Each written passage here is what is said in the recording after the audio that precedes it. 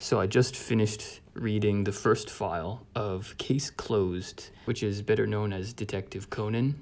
It follows a high school detective named Jimmy Kudo, who sometimes works with police to solve cases. I've got to say, I really enjoyed this chapter. The artwork is really clean, the movements are really easy to follow, and the characterization is really strong. I think I'm gonna really like this manga because I love mystery stories, and this one had two really important elements of a mystery story, which are misdirection and the inconsequential.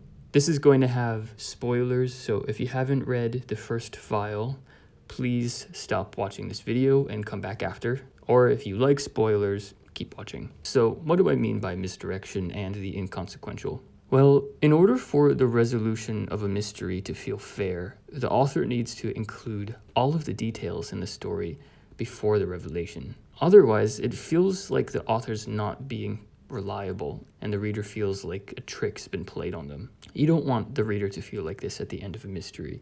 You want them to feel like, that makes sense. So including details like this before the revelation is essential to making a good mystery. However, the writer needs to find a way to reveal these details without drawing the reader's attention. So in this example, one of the important details is that the murderer is a gymnast, and the writer finds a way to tell us that information in a way that's not suspicious. Let's say that the writer had made Jimmy noticing the girl is a gymnast and just thinking these details to himself right away.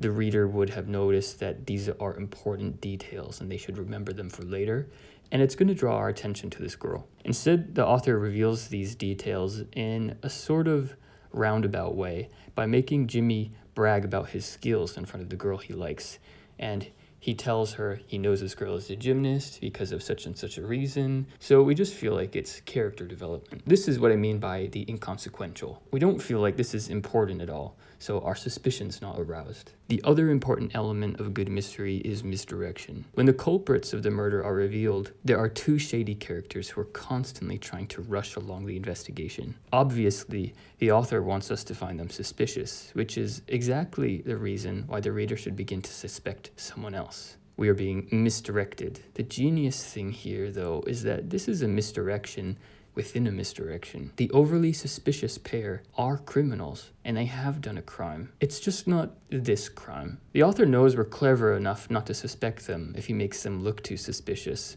so that would be too easy. Are we clever enough to dare to continue suspecting them, even though they're so obviously suspicious?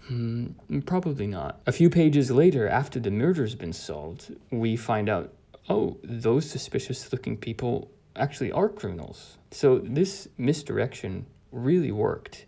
It wasn't an obvious misdirection. It was able to surprise me later when this character who looked so obviously like a criminal turned out to really be a criminal. The author was playing with my expectations.